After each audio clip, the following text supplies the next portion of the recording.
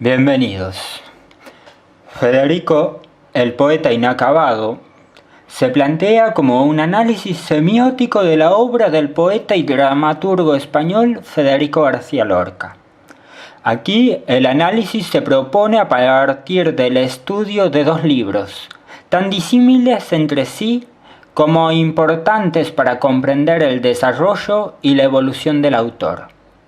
Mientras que Romancero Gitano, de 1927, nos muestra a un poeta popular que rescata y reivindica la cultura gitana, la herencia mora, la copla y la musicalidad del verso, en Poeta en Nueva York, de 1940, encontramos un escritor más maduro de fuerte implicancia política e ideológica, con estilo vanguardista tanto en la temática urbana como en el verso libre, que se enfrenta a la industrialización y al capitalismo de aquellos años.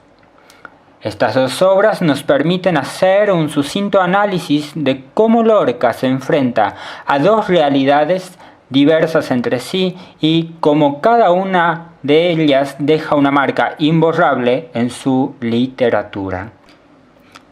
Para abrir este análisis tomaremos el concepto de ethos, término griego sobre el que Aristóteles desarrolló una primera mirada. Aristóteles dijo que se persuade a través de la forma de ser, donde el que habla se muestra o debe mostrarse como alguien digno de fiarse, alguien confiable. Entonces debe existir cierto correlato entre lo que se dice y la realidad. Dominique Menguenot retomará luego el concepto y dirá del ethos, que es la imagen que el orador construye de sí mismo mientras se expresa. Es una manera de ser que se construye con la manera de decir. Esto es algo que se ve claramente en la temática que trabajamos, es decir, se condice la forma en que Lorca se presenta en sus textos. Por ejemplo, detrás de textos como Romance de la Luna, La casada infiel y El romance de la pena negra, podemos vislumbrar la imagen del joven estudiante nacido en un pueblo a pocos kilómetros de Granada, que recorrió los pueblos y las colonias gitanas para aprender de ellos, de sus costumbres y sus voces. Hay de algún modo un correlato entre la realidad expresada en los textos y la vida del escritor. Por otro lado, en Poeta en Nueva York podemos adivinar a un Lorca que, encontrándose en la ciudad, se resiste a pensarla de buena gana, y la describe como un lugar donde el romanticismo que había cultivado en su primera etapa es superado. Se aplica aquí entonces esta cuestión de confiabilidad que se requiere al hablar de ethos, según lo establece Aristóteles. Sin dudas, el ethos lorquiano es una parte fundamental de la construcción de sus textos. Trata de demostrar al lector cómo aquella industrialización y el capitalismo feroz de América van a destruir las emociones y las costumbres que él había trabajado en sus textos sobre Andalucía y la Alhambra. Hay una demostración clara de aquello que Ruth Amosi hablaba sobre el ethos no estático, sino dinámico, la variación posible a lo largo del discurso. Mientras que el Romancero Gitano recurre a las emociones y sentimientos de los pueblos, Poeta en Nueva York está más relacionado con la necesidad del autor de demostrar a través de sus textos los razonamientos que lo hacen enfrentarse con la realidad y sus lacras, como el racismo, el aislamiento, la frialdad e indiferencia de la urbe, simbolizados por el predominio del cemento. Por otro lado, cuando Bakhtin plantea conceptos como polifonía y dialogismo, el análisis de la obra lorquiana es cuando se torna más interesante. En sus textos, sobre todo en la primera parte de toda su obra, cuando los elementos y temas se personifican y queda en sus manos el desarrollo de la trama, como la luna que, en Bodas de Sangre, aparece en medio del bosque a mitad de la noche y pone de manifiesto el enfrentamiento entre dos hombres. Está saliendo la luna. Cine redondo en el río. Debajo de las catedrales, alba fingida en las hojas soy. No podrán escaparse. ¿Quién se oculta? ¿Quién solloza por la maleza del valle? La luna deja un cuchillo abandonado en el aire, que siendo acecho de plomo, quiere ser dolor de sangre. Dejadme entrar. Vengo helada por paredes y cristales. Abrid tejados y pechos donde pueda calentarme. Tengo frío. Mis cenizas de soñolientos metales buscan la cresta del fuego por los montes y las calles. Pero me lleva la nieve sobre su espalda de jaspe y me anega, dura y fría, el agua de los estanques. Pues esta noche tendrán mis mejillas roja sangre y los juncos agrupados en los anchos pies del aire. No hay sombra ni emboscada que no puedan escaparse, que quiero entrar en un pecho para poder calentarme, un corazón para mí caliente, que se derrame por los montes de mi pecho. Dejadme entrar. ¡Ay! ¡Dejadme! No quiero sombras. Mis rayos han de entrar en todas partes y haya en los troncos oscuros un rumor de claridades para que esta noche tengan mis mejillas dulce sangre y los juncos agrupados en los anchos pies del aire. ¿Quién se oculta? ¡Afuera, digo! ¡No!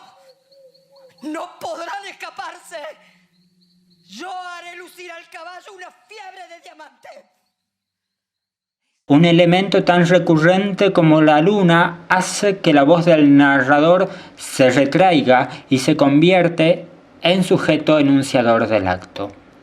Quizás este momento de la obra de teatro es el mejor ejemplo de aquello que Bakhtin decía de la polifonía como el principio estructurador de los textos. Sin embargo, esta cuestión, es necesario aclarar, no se repite en Poeta en Nueva York, ya que aquí la única voz presente en los textos es la voz del narrador. Para Bakhtin, toda palabra es polifónica, es decir, que toda palabra entabla un diálogo con un otro y se carga de un abanico de sentidos como si fuera dicha por muchas voces. Otro concepto desarrollado por Bakhtin es el de dialogismo, que plantea cómo el hecho de que todo texto está en relación, respondiendo o anticipando a otro. Esto es algo muy evidente en Lorca, por ejemplo, cuando en Doña Rosita la Soltera, de 1935, en la escena primera del primer acto, el ama y la tía tienen una conversación sobre una muchacha del lugar. Es esta misma historia retomada luego en otra obra, que es Bodas de Sangre, de 1931. Curiosamente, Bodas de Sangre fue escrita con anterioridad. Ejemplos así abundan en la literatura del poeta inacabado. El hecho de nombrar a Lorca como el poeta inacabado hace referencia también a esta cuestión de dialogismo entre textos. Hay ya infinidad de textos y de expresiones artísticas de toda índole que retoman a Lorca y son construidos a partir de él como autor y figura y a partir de su obra. Quizás el ejemplo más claro está en Requiem por Federico, un poema de el poeta Rafael de León, que construye una oda mezclando versos propios con versos y elementos de Lorca. Lo mataron en Granada, una tarde de verano, y todo el cielo gitano recibió la puñalada. Sangre en verso derramada, poesía dulce y roja que toda la vega moja en amargo desconsuelo. sin baño de terciopelo ni cáliz que las recorda. Por cielo de ceniza se va el poeta, la frente se le riza como veleta. Toda Granada es una plazoleta deshabitada. También aquí se aplica aquello de intertextualidad, como el hecho de que todo texto se construye como un mosaico de citas, dirán autores como Julia Kristeva y Gerard Genet. Todo texto es absorción y transformación de otro texto. Esto le aporta también a cada texto la característica variedad de significaciones. Esta intertextualidad planteada por Genet y Riffater se presenta continuamente en la obra de Federico y en la herencia que ha dejado. No es posible, por ejemplo, ver la obra de teatro Marica de Pepito Cibrián Campoy, el dramaturgo argentino, o el poema La muerte fue en Granada de Antonio Machado, por fuera de la literatura y el personaje de Federico.